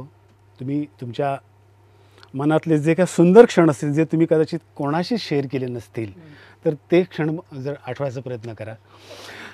मला शहाऱ्याचा अंगरखा देते ती, मला शहाऱ्याचा अंगरखा देते ती, माझ्या खिडकीवर फिरते जी खार तुझी. मला शहाऱ्याचा अंगरखा देते ती, माझ्या खिडकीवर फिरते जी खार तुझी. तुझी कंपनी वाट पुसत येणार तुझी. शेवटचा शेर. तुझ्या चहाची वाफच माझ्यातून फिरते, तुझ्या चहाची वाफच माझ्यातून फिरते, तुझ्या चहाची वाफच माझ्यातून फिरते, तल्लफ मजला येते जेव्हा फार तुझी. तुझ्या चहाची वाफच माझ्यातून फिरते, तल्लफ मजला येते जेव्हा फार तुझी. तुझी कंपनी वाट पुसत येणार तुझी, तोवर कशास छेडावी मी तार तुझी. रंग उदासीचा माझ्या होता तसला, त्या रंगाची होती बघ सलवार तुझी, त्या रंगाची होती बघ सलवार तुझी. मी एका शेराटी ही गजल घेतो. लेख तुमची आहे, तो शेर याच्यामध्ये आहे, त्यासाठी मी घेतो. आणि मग पुढे रोमॅन्टिक शेर नेहमीप्रमाणे जो माझा प्रक्षोभ गझलमधला सगळा तो याच्यामध्ये आहे, तुम्हाला आवडेल तरी पण तो. हे घेण्याचं कारण असं की करोनाच्या नंतरच्या काळाच्या नंतर जे प्रत्येकासमोर एक चित्र आहे की बाबा आपण असे जगत होतो, पण आता असं आपण जगून चालणार नाही. आपला हटवादीपणा किंवा आपला छोटीशी दृष्टी चालणार नाही, कुछ अलग होना पडेगा. त्यासाठी एक गजल घेतो. त्यातला मतला असा आहे की हात पसरले तेव्हा कळले प्रचंड मोठी आहे, हात पसरले तेव्हा कळले प्रचंड मोठी आहे, हात पसरले तेव्हा कळले प्रचंड मोठी आहे, हृदय पसरले तेव्हा कळले दुनिया छोटी आहे. हात पसरले तेव्हा कळले प्रचंड मोठी आहे, हृदय पसरले तेव्हा कळले दुनिया छोटी आहे. तो शेर लेखीसाठी. शेर असा आहे.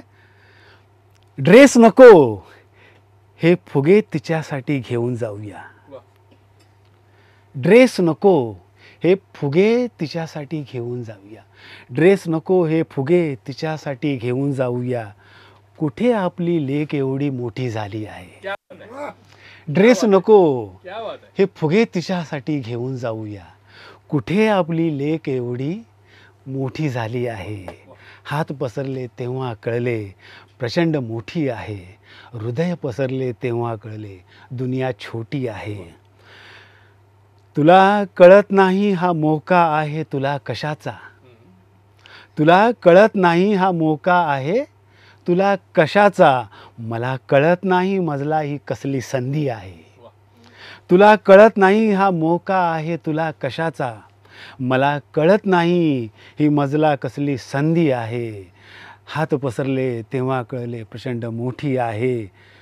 मंदी आपुल्या आसपास जर फिरते आहे म्हणजे, सुदेशच्या पॉझिटिव्ह आणखीन उत्साही स्वभावाचं मला आठवण होते बऱ्याच वेळेला. तो शेर सुदेशसाठी पण हरकत नाही. मंदी आपुल्या आसपास जर फिरते आहे म्हणजे, मंदी आपुल्या आसपास जर फिरते आहे म्हणजे, कुठेतरी आपल्या आसपास आपली तेजी आहे. मंदी आपल्या आसपास जर फिरते आहे म्हणजे कुठेतरी आसपास आपली तेजी आहे. हात पसरले तेव्हा कळले प्रचंड मोठी आहे. दिसू लागले जितका तितका संभ्रम वाढत गेला.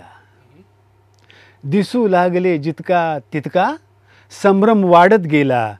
पदोपदी नजरेची आता फक्त कसोटी आहे. दिसू लागले जितका तितका संभ्रम वाढत गेला. पदोपदी नजरेची आता फक्त कसोटी आहे. वेड तिचे सोसण्या एवढा तू आहेस समंजस. वेड तिचे सोसण्या एवढा तू आहेस समंजस. तुला शहाणे करण्या इतकी तीही वेडी आहे. वेड तिचे सोसण्या एवढा, वेड तिचे सोसण्या एवढा तू आहेस समंजस. तुला शहाणे करण्या इतकी तीही वेडी आहे. हात पसरले तेव्हा कळले प्रचंड मोठी आहे. नखे तहानेला फुटली तर भुकेस फुटले काटे. नखे तहानेला फुटली तर भुकेस फुटले काटे. मी काळाच्या मानेवरती कुऱ्हाड धरली आहे. नखे तहानेला फुटली तर भुकेस फुटले काटे. मी काळाच्या मानेवरती कुऱ्हाड धरली आहे. उगाच काया नदीभोवती इतके तस्कर जमले. स्मगलर. उगाच काया नदीभोवती इतके तस्कर जमले. उगाच काया नदीभोवती इतके तस्कर जमले. तिच्यात पाणी आहे त्याहून प्रचंड रेती आहे. उगाच गाया नदीभोवती इतके तस्कर जमले. तिच्यात पाणी आहे त्याहून प्रचंड रेती आहे. हात पसरले तेव्हा कळले प्रचंड मोठी आहे. आवडेल त्या ताऱ्यावर मी छान शेर डकवावा. आवडेल त्या ताऱ्यावर मी छान शेर डकवावा. आवडेल त्या ताऱ्यावर मी छान शेर डकवावा. गझलेनेही मला दिलेली छान नोकरी आहे. आवडेल त्या ताऱ्यावर मी छान शेर डकवावा. गझलेनेही मला दिलेली छान नोकरी आहे. हात पसरले तेव्हा कळले प्रचंड मोठी आहे. हृदय पसरले तेव्हा कळले दुनिया छोटी आहे. ड्रेस नको हे फुगे तिच्यासाठी घेऊन जाऊया. कुठे आपली लेक एवढी मोठी झाली आहे. विश्व एक है रंगबिरंगी आहे शर्ट अनोखे. विश्व एक है रंगबिरंगी आहे शर्ट अनोखे. विश्व एक है रंगबिरंगी आहे शर्ट अनोखे. पण हे नाही समजत की हा कुणी घातला आहे.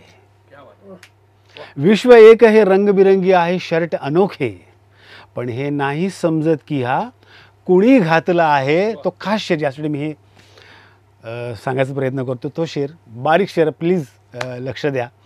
विश्व एक है रंगबिरंगी आहे शर्ट अनोखे. पण हे नाही समजत की हा कुणी घातला आहे. मी सूर्याची भूक घेऊनी व्याकुळ बसलो होतो. मी सूर्याची भूक घेऊनी व्याकुळ बसलो होतो. मी सूर्याची भूक घेऊनी व्याकुळ बसलो होतो. कुणीतरी ताटात दवाचा थेंब वाढला आहे. मी सूर्याची भूक घेऊनी व्याकुळ बसलो होतो. कुणीतरी ताटात दवाचा थेंब वाढला आहे. विश्व एक है रंगबिरंगी आहे शर्ट अनोखे. पण हे नाही समजत की हा कुणी घातला आहे. अनेक प्रश्नावर जगण्याच्या कुठले उत्तर नाही. अनेक प्रश्नावर जगण्याच्या कुठले उत्तर नाही. अज्ञानासारखी गोष्ट मग कुठली सुंदर नाही. अनेक प्रश्नावर जगण्याच्या कुठले उत्तर नाही. अज्ञानासारखी गोष्ट मग कुठली सुंदर नाही. मशाल घेऊन हाती आधी अखंड गरजत होता. मशाल घेऊन हाती आधी अखंड गरजत होता. सत्ता आल्यावर त्याच्या तोंडात अवाक्षर नाही. मशाल घेऊन हाती आधी अखंड गरजत होता. सत्ता आल्यावर त्याच्या तोंडात अवाक्षर नाही. भांडण आपले दिशाभूल दोघांची करते आहे. भांडण आपले दिशाभूल दोघांची करते आहे, भांडण आपले दिशाभूल दोघांची करते आहे, त्यापेक्षा मी कबूल करतो मीच बरोबर नाही. भांडण आपली दिशाभूल दोघांची करते आहे, त्यापेक्षा मी कबूल करतो मीच बरोबर नाही. अनेक प्रश्नावर जगण्याच्या कुठले उत्तर नाही, अज्ञानासारखी गोष्ट मग कुठली सुंदर नाही. हाच मुळा थोडासा 2 शेर. एक मदारी आहे आणि एक शिकारी आहे, एक मदारी आहे आणि एक शिकारी आहे, हाल कुणाचे सोसायाची तुझी तयारी आहे. एक मदारी आहे आणि एक शिकारी आहे, एक मदारी आहे आणि एक शिकारी आहे, हाल कुणाचे सोसायाची तुझी तयारी आहे. जिथे जिथे फट दिसली तेथे चौकीदार बसवले, जिथे जिथे फट दिसली तेथे चौकीदार बसवले, जिथे जिथे फट दिसली तेथे चौकीदार बसवले, तरी कुणाला माहीत नाही कोण फरारी आहे. जिथे जिथे फट दिसली तेथे चौकीदार बसवले, तरी कुणाला माहीत नाही कोण फरारी आहे. एक मदारी आहे आणि एक शिकारी आहे. दुःख जे देतात त्यांची वाढली मस्ती किती, या तुझ्या दुनियेत देवा माणसे दुःखी किती. दुःख जे देतात त्यांची वाढली मस्ती किती, या तुझ्या दुनियेत देवा माणसे दुःखी किती. तेच शंकेने नभाची पाहती उत्तुंगता, तेच शंकेने नभाची पाहती उत्तुंगता, जन्मभर जाना न कळले आपली उंची किती. तेच शंकेने नभाची पाहती उत्तुंगता, जन्मभर जाना न कळले आपली उंची किती. तोच मुळा मगाचा घेतलेला ज्या गझलांमध्ये होता तो, त्यातले काही आवडीचे शेर म्हणून म्हटलं असं की माणसे झाली लुळी भेगाळले रस्ते किती, माणसे झाली लुळी भेगाळले रस्ते किती, माजले आहेत या शहरामध्ये खड्डे किती. माणसे झाली लुळी भेगाळले रस्ते किती, माजले आहेत या शहरामध्ये खड्डे किती. या उपाशी माणसांची एक आहे वेदना, या उपाशी माणसांची एक आहे वेदना, मात्र या वस्तीत त्यांच्या फडकती झेंडे किती. या उपाशी माणसांची एक आहे वेदना, मात्र या वस्तीत त्यांच्या फडकती झेंडे किती. जीवना झालास बघ तू एक लोकलचा डबा, जीवना झालास बघ तू एक लोकलचा डबा, माणसांना माणसांचे लागते धक्के किती. जीवना झालास बघ तू एक लोकलचा डबा, माणसांना माणसांचे लागते धक्के किती. बारीक शेर जरा. घातलेले बूट होते बेरकी बदमाश पण, घातलेले बूट होते बेरकी बदमाश पण, घातलेले बूट होते बेरकी बदमाश पण, फायदा घेऊन त्यांचा चावले मोजे किती. घातलेले बूट होते बेरकी बदमाश पण, फायदा घेऊन त्यांचा चावले मोजे किती. आजवर बर्बाद झाल्या एवढ्या माझ्या पिढ्या, आजवर बर्बाद झाल्या एवढ्या माझ्या पिढ्या, काय सांगू देश माझे लागतो देणे किती. आजवर बर्बाद झाल्या एवढ्या माझ्या पिढ्या, काय सांगू देश माझे लागतो देणे किती. तेच आहे रूप बघण्यासारखे दुनियेत या, तेच आहे रूप या तेच आहे रूप बघण्यासारखे दुनियेत या, मात्र त्याच्या भोवताली टांगले पडदे किती. तेच आहे रूप बघण्यासारखे दुनियेत या, मात्र त्याच्या भोवताली टांगले पडदे किती. याच वळणावर मला ठरवायची आहे दिशा, याच वळणावर मला ठरवायची आहे दिशा, हाय पण वळणास या फुटले इथे रस्ते किती. याच वळणावर मला ठरवायची आहे दिशा, हाय पण वळणास या फुटले इथे रस्ते किती. खोदली गेली सुखाची एवढी चिल्लर बिळे, खोदली गेली सुखाची एवढी चिल्लर बिळे, त्यातून झालेत दुःखाचे उभे उमले किती. खोदली गेलीत सुखाची एवढी चिल्लर बिळे, त्यातून झालेत दुःखाचे उभे इमले किती. फक्त आपुल्या मालकीचे एक डबके पाहिजे. फक्त आपल्या मालकीचे एक डबके पाहिजे. कोण बघतो त्यामध्ये आहेत मग मासे किती. फक्त आपल्या मालकीचे एक डबके पाहिजे. कोण बघतो त्यामध्ये आहेत मग मासे किती. शेवटचा शेरा गझलमधला. मग अशी अस्मिता मॅडम त्या एका शेराचा उल्लेख केला होता, तो संदर्भ. चित्र नाही काढले पण शोधले नवरंग मी. चित्र नाही काढले पण शोधले नवरंग मी. कुंचाला देईल दुनियेला नवे डोळे किती. चित्र नाही काढले पण शोधले नवरंग मी. कुंचाला देईल दुनियेला डोळे किती. माणसे झाली लुळी भेगाळले रस्ते किती. माजले आहेत या शहरामध्ये खड्डे किती. समारोपाची गझल ही बऱ्याच वेळा आमच्या कार्यक्रमात सुद्धा मी ती गझल घेतो. खूप चांगला आठवण देईल त्या गझलेची. मतला असा आहे गझलचा. शब्द माझ्या जाणीवेची हार आहे. शब्द माझ्या जाणीवेची हार आहे. मौन माझ्या चेतनेचे सार आहे. शब्द माझ्या जाणीवेची हार आहे.